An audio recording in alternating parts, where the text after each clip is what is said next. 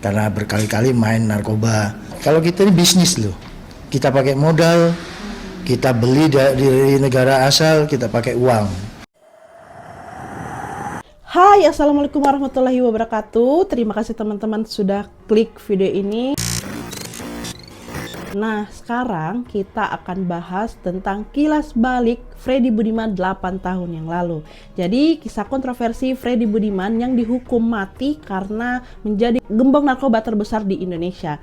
Diketahui bahwa Freddy Budiman lahir di Surabaya, Jawa Timur dan memiliki profesi sebagai pengedar narkoboy, teman-teman.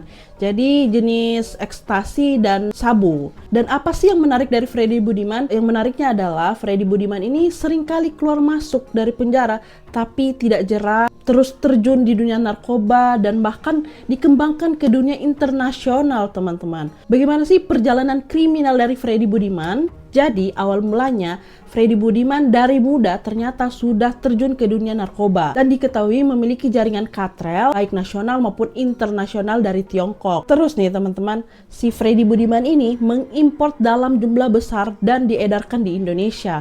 Makanya disebut sebagai gembong narkoba terbesar di Indonesia. Menurut salah satu video, Freddy Budiman mengatakan bahwa narkoba ini merupakan salah satu bisnis yang akan terus dijalankan.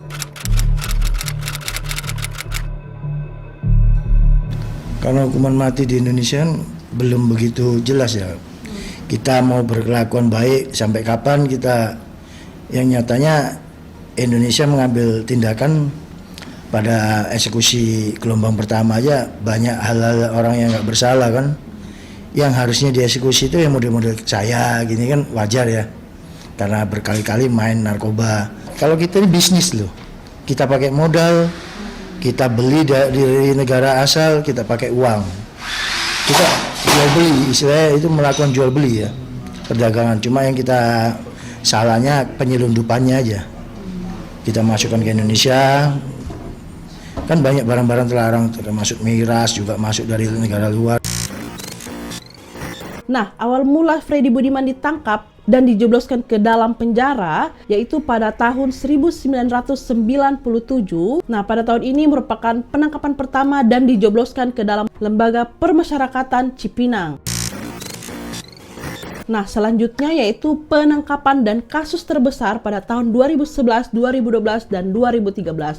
Nah, vonis hukuman matinya ditetapkan pada tahun 2012 ya teman-teman. Nah, awal mulanya pada tahun 2011, Freddy Budiman kembali ditangkap karena telah menyelundupkan 1,4 juta butir ekstasi. Nah, 1,4 butir ekstasi ini masuk ke Indonesia dan diedarkan di Indonesia. Barang haram ini dikirim melalui Pelabuhan Merak di Banten. Nah, akibat dari perbuatannya ini teman-teman, Freddy Budiman dijatuhkan hukuman mati yaitu pada tahun 2012. Tapi yang menghebohkan pada saat ditangkap pada tahun 2011 dan divonis hukuman 2012, pada tahun 2013 Freddy Budiman berkasus lagi teman-teman. Malah Freddy Budiman kembali ditahu mengedarkan narkoba. Walaupun si Freddy Budiman ini di dalam penjara, aksi mengedar narkobanya itu tetap terus jalan karena memiliki banyak jaringan. Nah, ada nih kabar yang sangat mengejutkan dari Freddy Budiman selama di penjara, yaitu dapat memproduksi sabu sebanyak 2 kg sekali produksi. Saking pintarnya Freddy Budiman memproduksi sabu di dalam penjara sampai tidak diketahui oleh petugas lapas dan juga kepala lapas. Bagaimana pintarnya ya si Freddy Budiman sampai bisa seperti itu. Namun bagi sebagian orang, itu bukan hal yang mengejutkan karena itu sudah merupakan profesinya, pekerjaannya, dan juga memiliki banyak jaringan. Karena saya memang udah lama di dalam ya, dari penjara ke penjara saya jalanin, jadi mungkin di situ letak dikatakan menguasain di dalam penjara itu ya, mungkin karena lingkupnya kan kecil ya, setiap penjara lingkungannya hanya cuma berapa besar sih. Pemimpin kita kan ya itu aja, dari kalapas per kalapas pindah sana pindah sini ya ketemunya itu aja ya. Dan menurut Freddy Budiman bahwa narkoba ini merupakan salah satu bisnis yang menurutnya dia sudah banyak berinvestasi yang mana bisnisnya terus berjalan meskipun di dalam penjara. Makanya hal itu yang membuat dia terus berani meskipun di dalam lapas untuk memproduksi bahkan mengedarkan meskipun fisiknya ada di penjara begitu, tapi bisnisnya terus berjalan. Jadi meskipun di dalam penjara, operasi narkobanya terus berjalan dan telah dinyatakan akan dihukum mati pada tahun 2012 dan akan dilaksanakan pada tahun 2016. Freddy Budiman terus memproduksi dan juga mengedarkan. Seakan tidak jerah, aksi kriminal ini terus dijalankan. Nah, sampai akhirnya tiba pada tahun 2016, Freddy Budiman akan dieksekusi mati. Namun sebelum dilakukannya eksekusi mati, Freddy Budiman memiliki perjalanan kisah tobatnya. Freddy Budiman memiliki keinginan dan permintaan sebelum dieksekusi mati, diantaranya ingin membuka penutup mata hitamnya supaya ingin menyaksikan betapa banyaknya dosa-dosanya yang telah dilakukan untuk Indonesia dan juga diizinkan untuk mengucapkan la ilaha illallah sebelum dieksekusi mati. Awal mulanya keinginan Freddy Budiman untuk melepas penutup hitam di matanya tidak diizinkan. Namun Freddy Budiman terus memohon agar dilepas sehingga petugas melepasnya dan menyaksikan penembakan itu. Seorang Freddy misalnya, saya sebut ya, nama untuk dijadikan sebagai pelajaran bagi kita.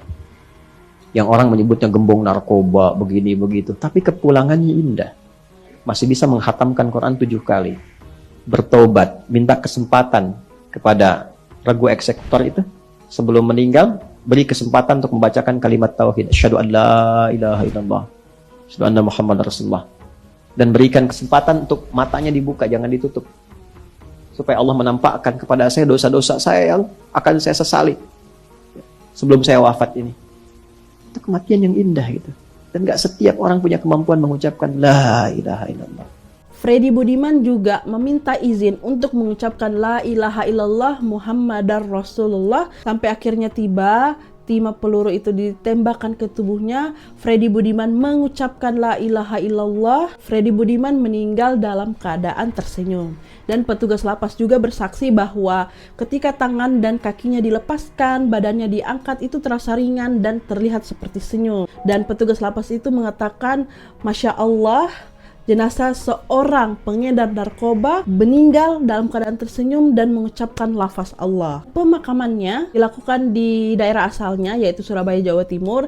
Hal itu berdasarkan keinginan Budiman saat sebelum dieksekusi mati. Nah, dari kasus Freddy Budiman ini berarti kompleksitas dari kasus narkoba di Indonesia ini masih perlu dibenahi ya, dari beberapa langkah pencegahan, rehabilitas, dan juga hukuman yang efisien. Nah, kita berdoa semoga almarhum Freddy Budiman diterima di sisi Allah Subhanahu wa Ta'ala, dan semoga kasus-kasus narkoba di Indonesia bisa diperangi dan diminimalisir, kalau bisa tidak usah ada lagi. Nah, kira-kira kasus apa lagi yang menarik untuk dibahas? Jangan lupa tinggalkan komentar di kolom komen. Jangan lupa like, komen, dan subscribe. Sampai jumpa di next video.